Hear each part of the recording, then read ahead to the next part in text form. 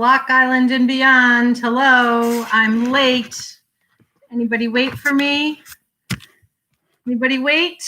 I'm going to record anyway, even if you didn't wait. Woo! Busy here at the library. Wow. We are rocking. We are, we're getting ready to open. Getting ready to open. I don't want to say that, I know I'm saying that out loud, and I know my listeners can hear me, and I know that there'll be, repercussions from that. But I'm not making a formal announcement yet, not because we're not doing it. We are doing it, even after the governor's messaging today, but because I don't want it to be confusing for people. It's going to happen next Wednesday, the day after Election Day. So, it's not like only November, so like Tuesday is November, but we're not open anyway. So it's next Wednesday, and it's a lot of work. Holy moly. We are, plexiglassing ourselves in our workspaces and deciding who works where and who, rethinking it all again. Who's answering what phone? Who can't touch what computer? Where is the public going? Will they be comfy? Is this enough? Is this too little? Lots of unknowns, but we're going for it. So we're getting closer. And that's a lot of running around and brain power and physical power, moving furniture. But we're going. Hi, Dad. So that's me. I have something to drink here. It is it's diet soda, but don't tell my kid I drink diet soda. I hate it that he knows that, but it's some diet soda.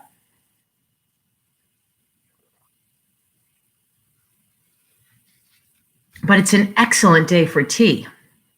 So maybe somebody has some tea. I'm going to read a story today by someone who, when I research short stories, his name always comes up, Raymond Carver.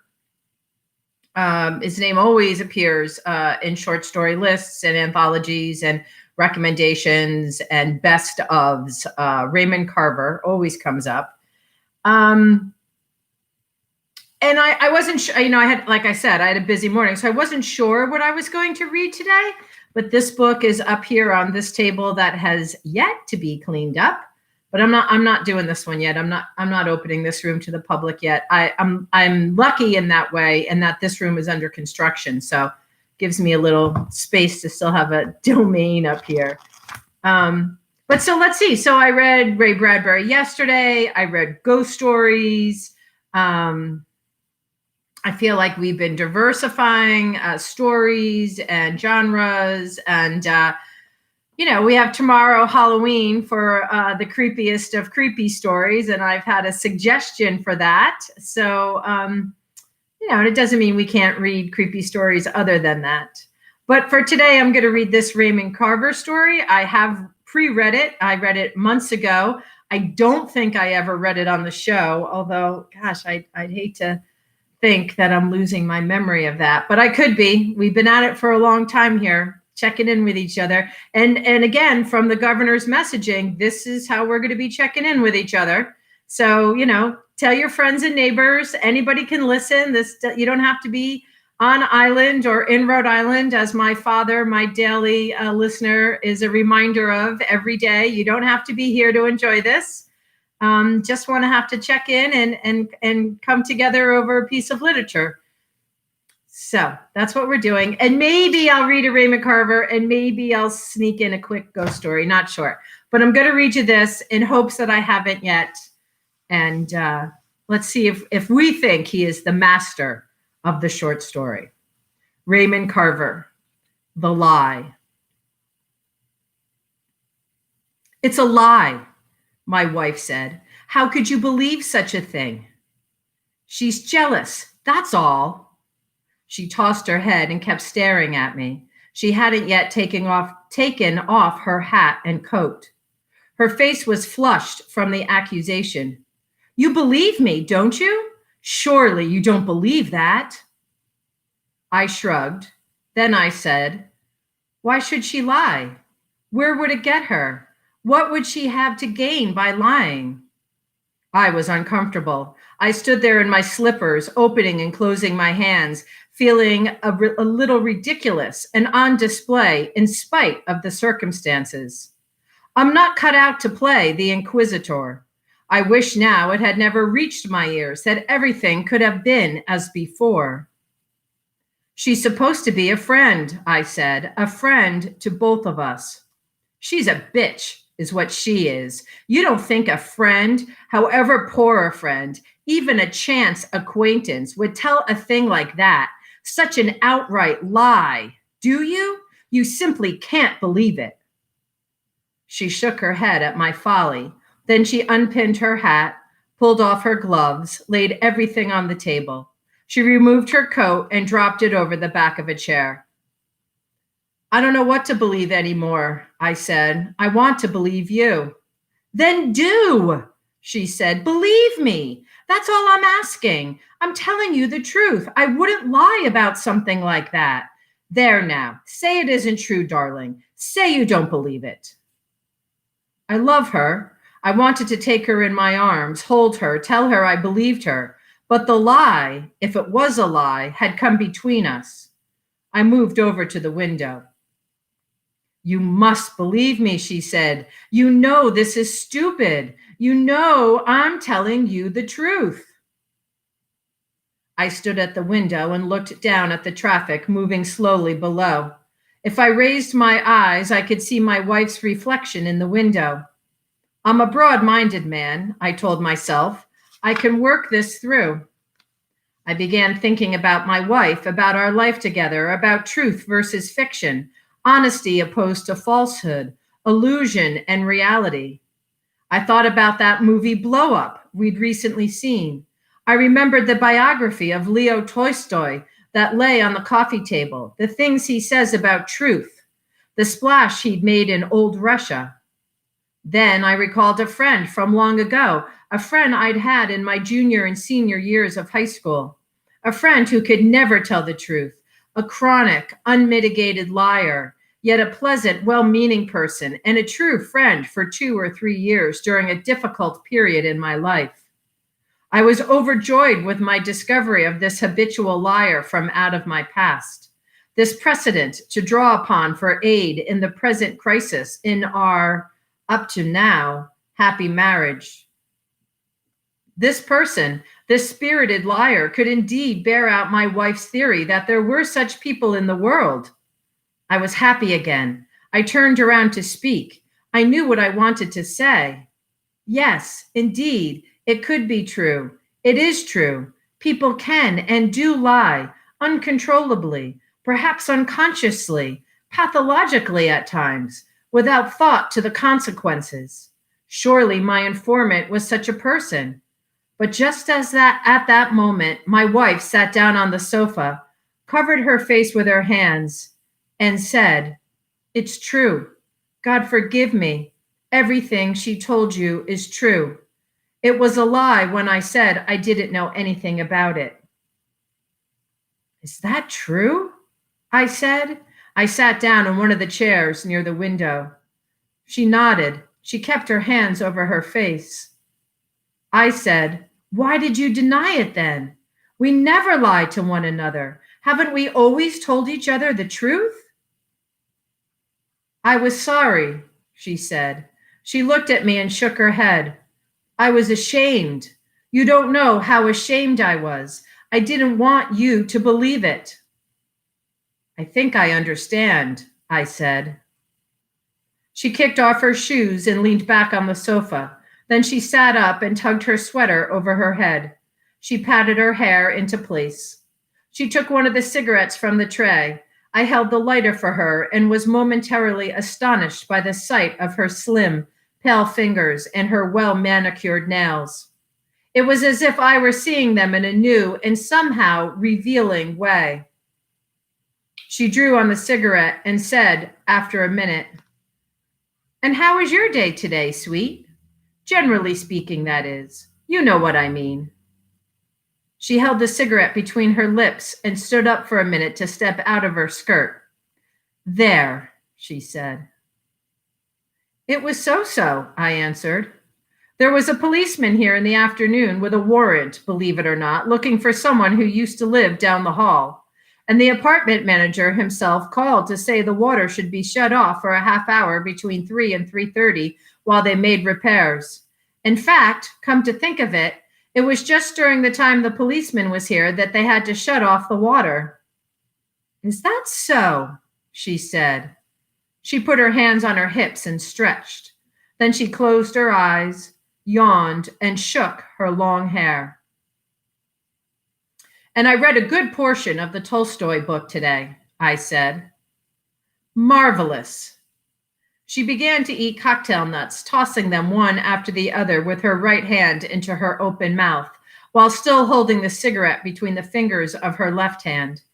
From time to time, she stopped eating long enough to wipe her lips with the back of her hand and draw on the cigarette. She slipped out of her underthings by now. She doubled her legs under her, settled into the sofa. How is it? She said. He had some interesting ideas, I said. He was quite a character. My fingers tingled and the blood was beginning to move faster, but I felt weak, too. Come here, my little Muchka, she said. I want the truth, I said faintly, on my hands and knees now. The plush, springy softness of the carpet excited me. Slowly, I crawled over to the sofa and rested my chin on one of the cushions. She ran her hand through my hair. She was still smiling. Grains of salt glimmered on her full lips, but as I watched, her eyes filled with a look of inexpressible sadness, though she continued smiling, stroking my hair. Little Pasha, she said, come here, dumpling. Did it really believe that nasty lady, that nasty lie? Here, put your head on Mommy's breast. That's it. Now close your eyes. There. How could you believe it, such a thing? I'm disappointed in you. Really, you know me better than that. Lying is just some sport for some people.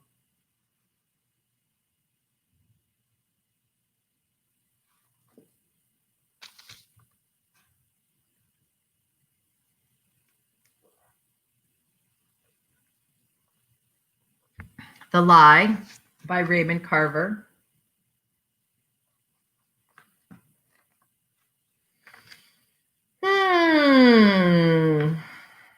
I like that one.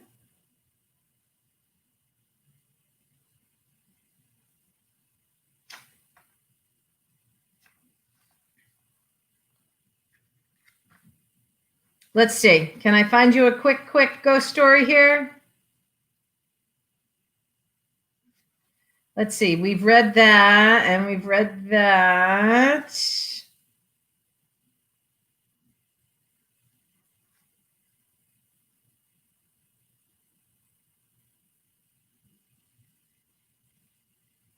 Let's start with this. A Ghostly Beginning, Fran Migliaccio. My arrival on Block Island is a ghost story of sorts. While other people have had reasons, even compulsions, to come to Block Island, I had none. I had driven down from my home in Wenham, Massachusetts, to visit friends in Connecticut for a late November weekend. My friends have a house on one of Block Island's beaches, citing the gorgeous, though cold weather. They proposed an island weekend. I didn't particularly want to go. I knew that Block Island would be gray, too quiet, offering no social or commercial interaction, shut down with the no-nonsense finality of a summer pageant turned dark and still, devoid of the bright colors and noisy people that made it live and breathe. The stage-set shops and eating establishments would be glumly anonymous, perhaps boarded up, abandoned by owners and stagehand staff who fled south at the first wintry New England nip in the air. But in the interest of good sportsmanship, yes, let's go to Block Island, I said enthusiastically. A drive to Westerly and a 15-minute flight found us rescuing my friend's island car from the uneven, hilly, and overcrowded terrain that is the Block Island Airport long-term parking lot. We made a trip to the grocery, much more of a social event on Block Island than it would be on the mainland. Here, people stop to chat in leisurely fashion and often at some length. Even in the smallest town and the smallest state, residents may not see each other for days on end. And even if they do, there's always something to talk about. Our buying expedition brought news of a party at the National Hotel that evening. Might as well all go, we decided. The National Hotel is the most prominent building on Water Street. Its height, surmounted by a cupola and flagpole, its white facade, and its long front porch are readily discernible to visitors who arrive at Old Harbor by ferry. The National was, in a sense, brought back from the dead. First built in 1888, the National burned in July 1902. All that remained was a chimney.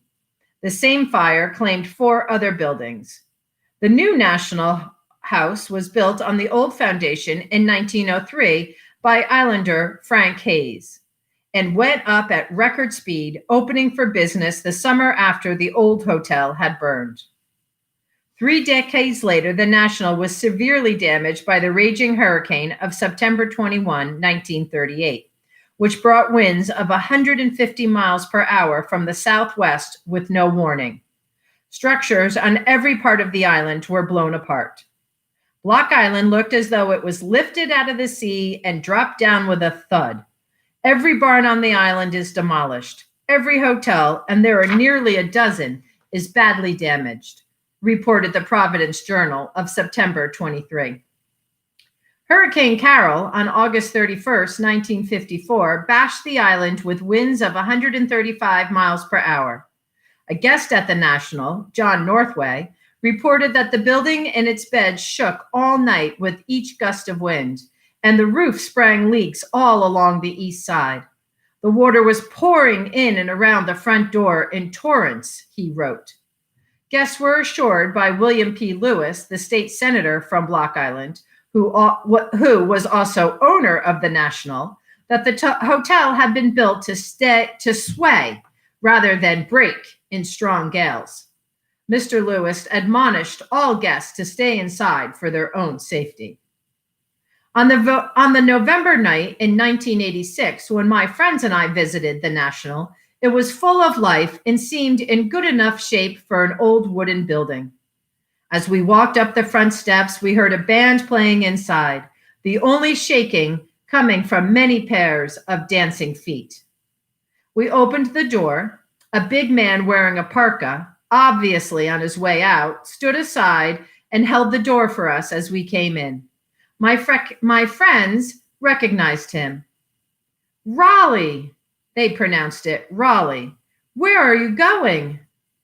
Oh, I've been here for about an hour, he shrugged, had a couple of Diet Cokes, decided I might as well go home. Come back inside for a while, they urged. Raleigh turned around and trooped dutifully back. Our group commandeered a table and spent a convivial evening talking, dancing, having some drinks. Raleigh stuck with his Diet Coke.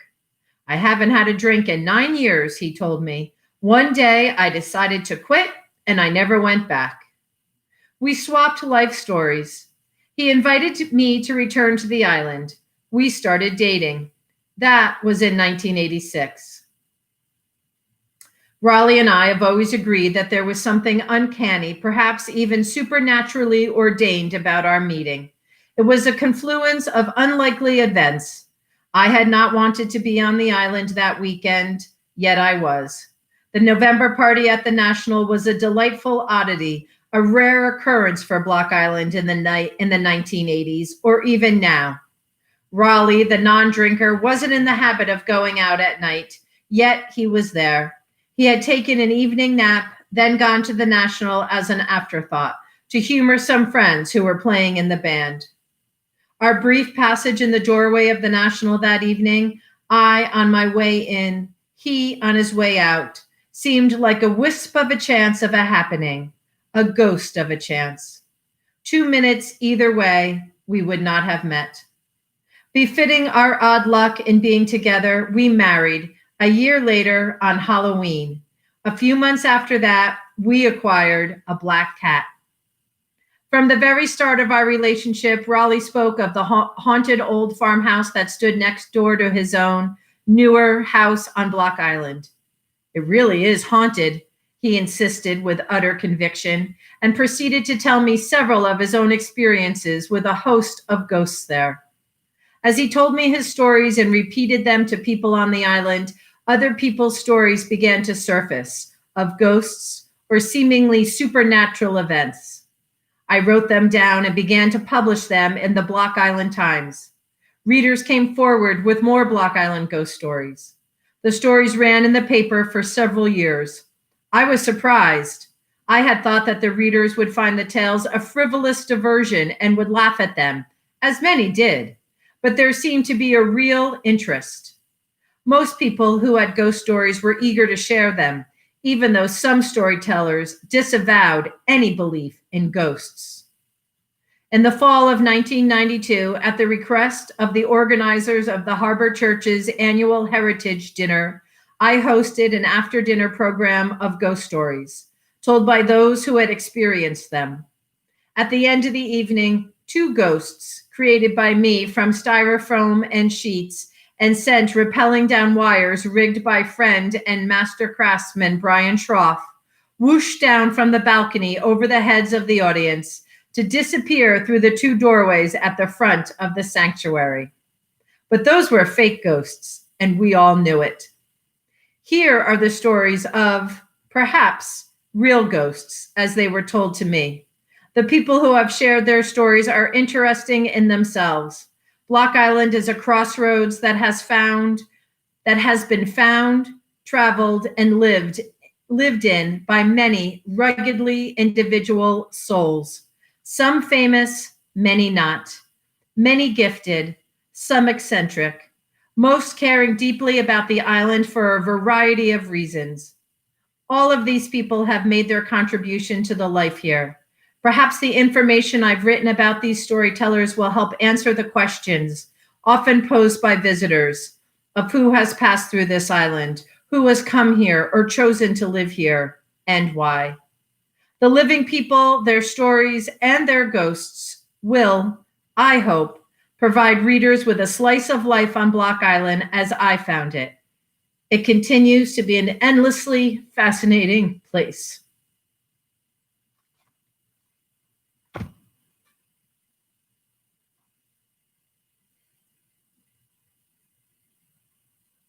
Well, that was a moment, huh?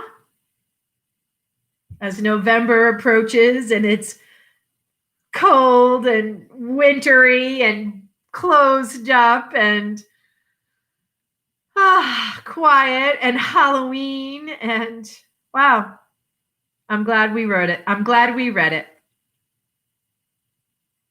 All right. I hope you enjoyed those. I'll see you tomorrow for Halloween. Stay warm. Stay warm. Wear your mask. Keep your group small. That's the new messaging from our governor. Keep your groups really small, really tight. Wear your mask even with your group. Good luck. We're here for you. We'll be here. Have a great afternoon, Block Island. Be well. Bye, Dad. Bye, Mom, if that's you. Peace.